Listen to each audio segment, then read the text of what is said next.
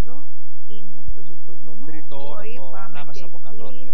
Ναι, και είναι και θέμα καλώδια και καλώδια. Θέμα καλώδια, είναι θέμα κρίσιμο της άδειας από τον προβλέποντα του χώρου που ζητάει τη μετακίνηση.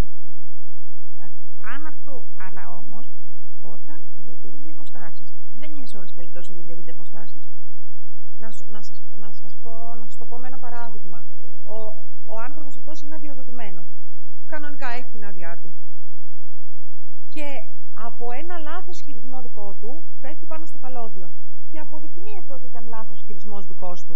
Γιατί πρέπει να φέρει έκοψη από το τιμόνι. Δεν υπάρχει ευθύνη κάποιου. Ούτε καν του ίδιου του εργοδότη. Παρά μόνο να πληρώσει κάποια πράγματα ως διαφορά από οι εργοδότες πιο πολλές φορές περιπτώσεις που υπάρχουν και στο βιβλίο. Δεν συμμετέχουν γιατί αυτοί είναι επαγγελματίες εγκεκριμένοι και κοινωνίες και πρέπει να θεωρηθούν γιατί αυτό αποτελεί οι επαγγελματικές κοινωνίες.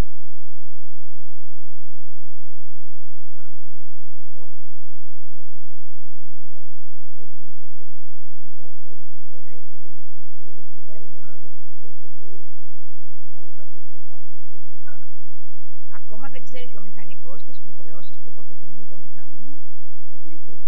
Δεν είναι μέσα στις υποχρεώσεις που ξέρει ο μηχανικός που λειτουργεί και λειτουργεί. Γι' αυτό είναι και αυτός επαγγελματίας.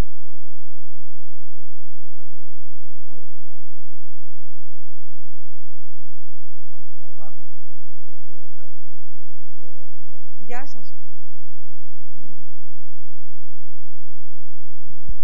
Ναι, ακούγουμε. Ωραία. Ήθελα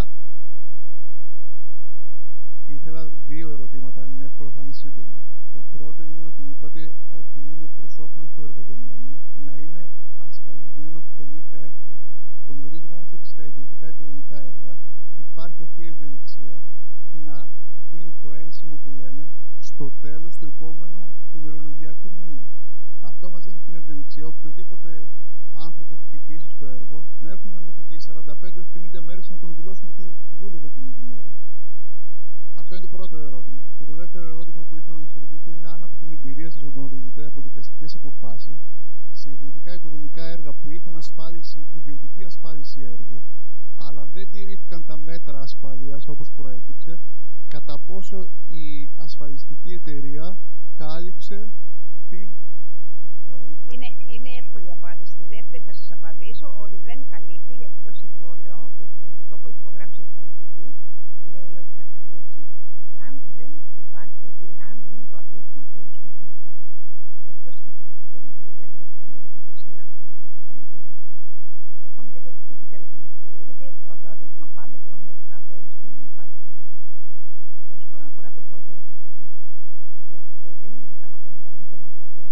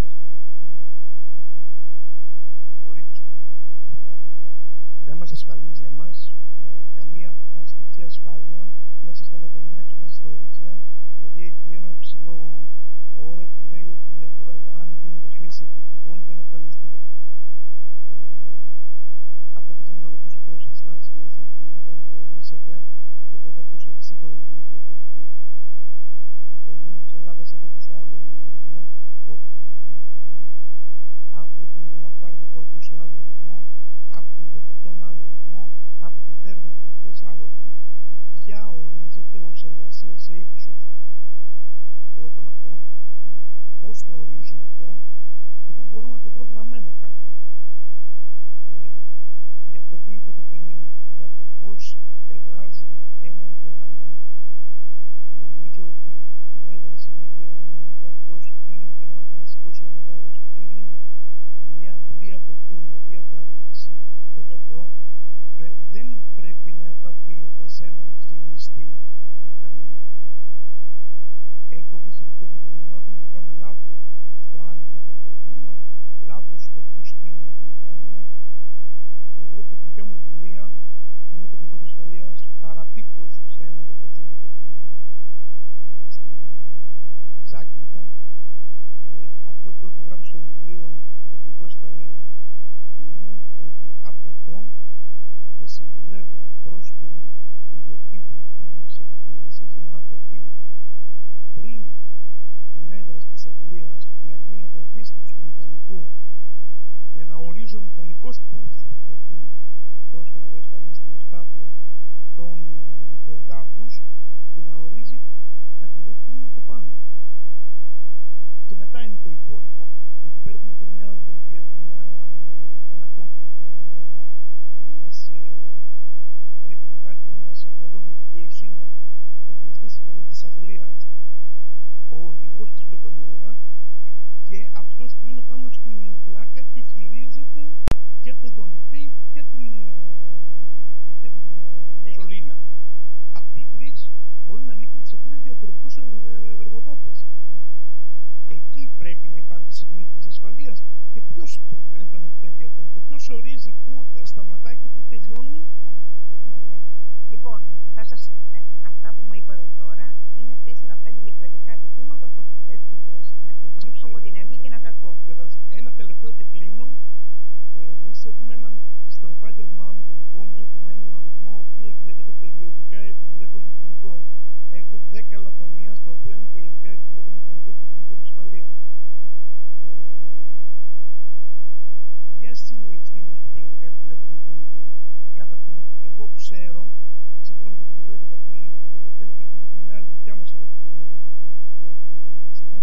έχει την κανόνα οργανισμό λειτουργικών εργασιών. Πρέπει να σε παίρνουμε από εσάς, από εμάς τα λατρεία. Είμαστε στην υπέρ του μεταλλείου. Εκεί πέρα ο υπερβολάβος είναι το χειριστήριο και ορίζεται σαφέστα. Δεν είναι κάτι, δεν φεύγει. Ο ιδιοκτήτης του λατομείου, ο οικείου, που δεν είναι λέγεται, δεν είναι λέξη, δεν αποκλείται καμία ευθύνη. Τέρμα, εγώ, τέρμα. Στην αντιλιοσαρνίευση της απάνω είναι επιβλέπω μηχανικός στο δανειοθάλαμό της. Από τον υπεργολάβο έχω από πάνω άλλον έναν μηχανικό, ο οποίος είναι υπόλοιπο. Λοιπόν, επειδή βάλατε πάρα πολλά πράγματα για να τα πάρουμε σιγά σιγά στα λατομεία, εφαρμόζεται ο κανονισμός λατομικών και δεν ελέγχεται, τα λατομεία δεν ελέγχονται με μεθόδους εργασίας από το τμήμα μεταλλείων, οδείων, ελέγχους κτλ. Καμία σχέση, παρότι ο κανονισμός έχει όλα τα μέτρα ασφαλείας. Όταν όμως στο χώρο υπάρχει και επεξεργασία, τα μπετά που μου είπατε, την επεξεργασία κτλ. Εκεί έχει αντιμετωπιστεί και δεν είναι μόνο για το τμήμα.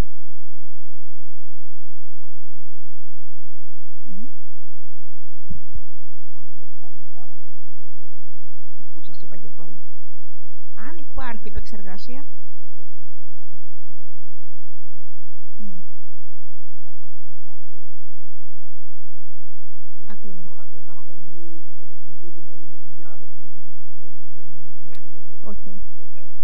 όχι, δεν βγάζει άδεια, κάνει επεξεργασία των πετών, κάνει επεξεργασία του υλικού.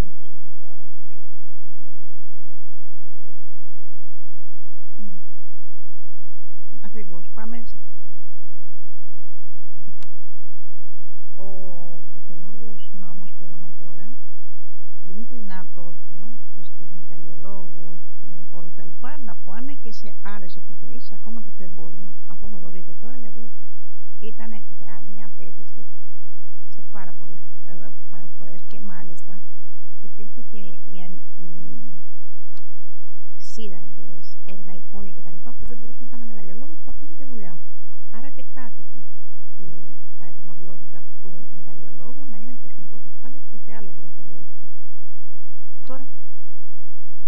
εργασία σε ύψος. Λοιπόν, η εργασία σε ύψος, εμείς θεωρούμε πάντα ύψος, πάντα εργασία, εκεί που σταματάει να χρησιμοποιείται η χωρητή κλίμακα. Εργασία πάνω από 3 μέτρα απαγορεύεται η χρήση χωρητής κλίμακας και ξεκινάμε να έχουμε εγκατάσταση. Σκαλωσιά, εξοπλισμό, ψευδωτές εξέδρες και όλα τα υπόλοιπα. Εργασία λοιπόν σε ύψος που θεωρούμε για αυτή που θα μπει άλλη εγκατάσταση, άλλη κατασκευή.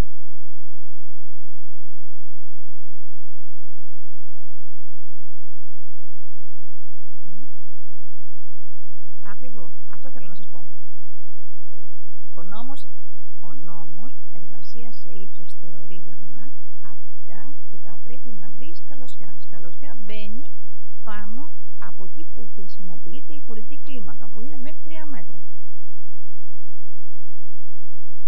Στο 78 του 80 φαίνεται από εκεί ότι και στο 155 του 2006 που είναι εργασία με χωρητή κλίμακα.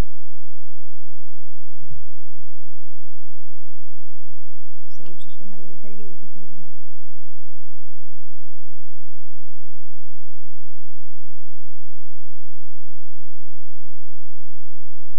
Ναι. Εμείς θεωρούμε εργασία σε ύψος που απαιτεί άλλη κατάσταση, άλλη σκαλωσιά κτλ. Αυτό.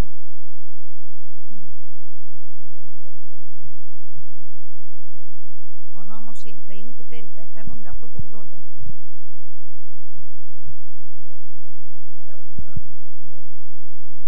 Ήθελα να ρωτήσω το εξής. Δύο-τρία πραγματάκια. Το ένα είναι υποχρεωμένο το βλέπουν το έργο να ελέγξει εάν ένα ηλεκτρικό μηχάνημα που έρχεται στο έργο και το μηχάνημα έργο έχει το τεχνικό καταλληλότερο ή είναι θέμα συμβατικής επιπρέωσης. Πάλι, αν περιγράφεται τη σύνδεση που έχει κάνει το μηχάνημα έργο. Το μηχάνημα έργο να το πω θεωρείται και ο προμηθευτής που μπορεί να φέρει τα πλακάκια επειδή έχει ένα παπαγαλάκι πάνω από την καρότα του φορτηγού. Αυτό να επαναλάβετε αυτό που συζητήσαμε στο διάλειμμα κατά τη στιγμή για το γερμανικό μοντέλο που συζητάμε για το καταλογισμό των ευθυνών. Αυτό δεν μπορούσε να το πω. Και τώρα καλό να μπορούσε να εφαρμοστεί εδώ πέρα, γιατί θα έλυνε προβλήματα πιστεύω. Και το τρίτο με τα MAP. Εγώ θεωρώ προσωπικά ότι αν εμείς οι ίδιοι δεν τηρούμε τα MAP, δεν θα το κάνει κανένας εργαζόμενος. Να το ξέρετε αυτό. Πριν χρόνια με φώναξε κάποιος διευθυντής εργοστασίου για μια δουλειά. Στη συζήτηση πάνω μου είπε ότι έχω πρόβλημα γιατί έχω δώσει το σπίτι, έχω δώσει γυναίκα, αλλά δεν το φοράει κανείς. Και πήγαμε μέσα στο εργοστάσιο. Περιφερόμασταν επί μία ώρα και στο τέλος του λέω: βρήκα την νοικία. Τι άλλη νοικία δεν το φοράμε. Εμείς είμαστε μία ώρα εδώ, μου είπε εμένα να βάλω το σπίτι. Εσείς φοράτε το σπίτι του εργοστασίου. Πιστεύω ότι πρέπει και εμείς οι ίδιοι να δούμε τα μέτρα. Γιατί δεν πρέπει να λες τον άλλον: φόρεσε κράνο, φόρεσε το σπίτι, έχει τα γάντια σου, αν εσύ ο ίδιος δεν το τηρείς. Μου γίνεται τώρα από το ηλεκτρικό σας κόντρα και είναι από το Μάρτιο μάλλον, ένα μιλιάδι του ηλεκτρικού σας πλάτων, με το τεχνικό αντιμετωπικό και με το τεχνικό αντιμετωπικό σπίτι. Δηλαδή, θέλουμε τις καλές πρακτικές και άλλες καλές χώρες, να παρακολουθούμε και να τα ακολουθούμε.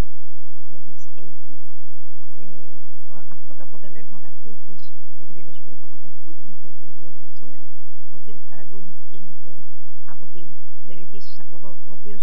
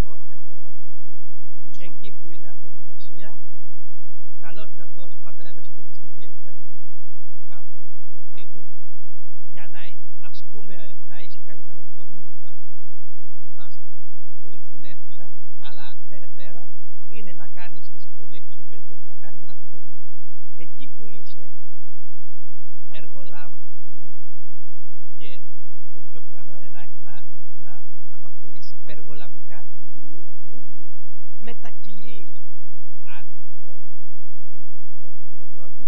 την ευθύνη σε αυτόν τον υπεργολάβο που θα αναλάβει να σου ρίξει τα πετά, να σου ρωτήσει. Πάλι δεν θα πας. Δεν είναι ότι πας σπίτι σου, απλά έχεις καλύψει λίγο το κομμάτι του δικό σου το τάση. Ναι, μιλάω για συμφωνητικά, δεν μιλάω τώρα για τίποτα. Αν κατάλαβα καλά, δηλαδή πιστεύω ότι το κομμάτι ένας μηδενικός περισσότερο θα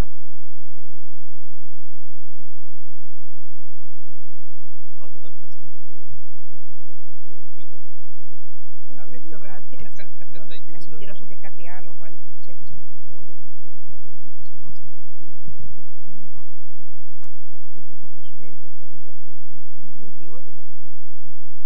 Γιατί μέσα στα μέτρα ασφάλειας δεν μπορούν να είναι οι εθνικοί πολίτες που εάν επιλέξει κάποιος κάτι με κολλάνει, κάτι με εθνική, αυτό δεν είναι παντού ή παντού. Άρα δεν είναι μόνο ότι κάνει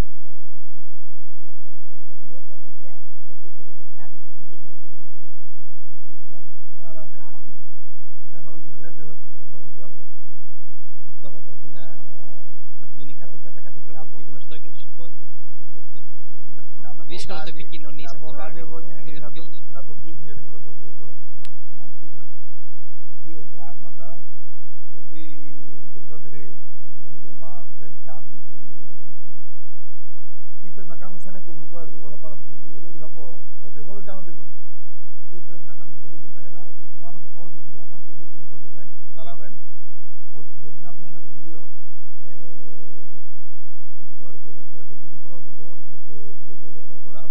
αυτό πρέπει να βγει στην οικονομία. Ανεξαρτήτως του έργου, αυτή είναι μια κοινωνική οικονομία ή εγώ και πάλι που μπορούμε με τη δουλειά. Όχι, δεν θεωρείται, απλά...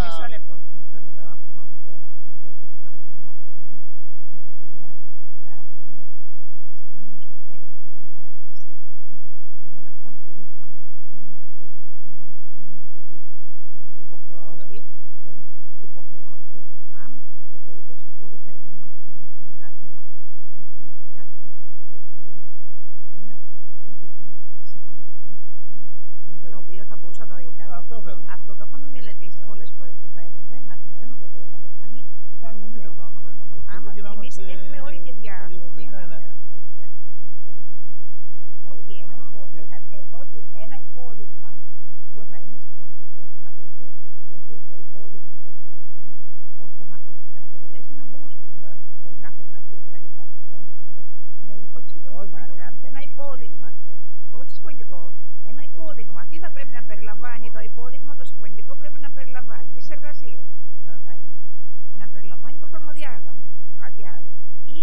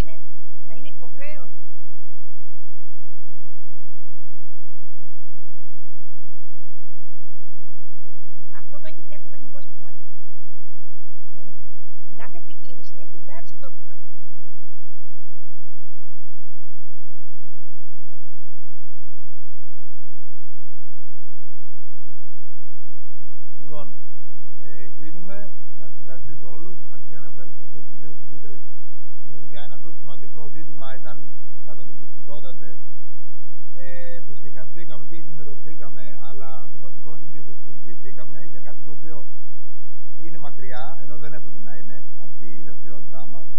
Και νομίζω ότι δεν πρέπει να φτάνουμε στο σημείο ακραία να καταλάβουμε ότι τα μέτρα ασφαλείας πρέπει να είναι προτεραιότητα. Και θα πω αυτό που λέω πάντα, ότι είναι τυχαίο πολλές φορές που κάποιοι δεν έχουν πάθει σοβαρή ζημιά. Επομένως, θα πρέπει εγώ εκεί πέρα να δίνουμε την αρμοδιότητα. Το επόμενο γύρο πάντα θα είναι εδώ. Νομίζω από τότε που αναλάβαμε έχετε καταλάβει ότι οι ζητήματα τα βλέπουμε από συστηματικά ζητήματα. Προσπαθούμε όσο δυνατόν να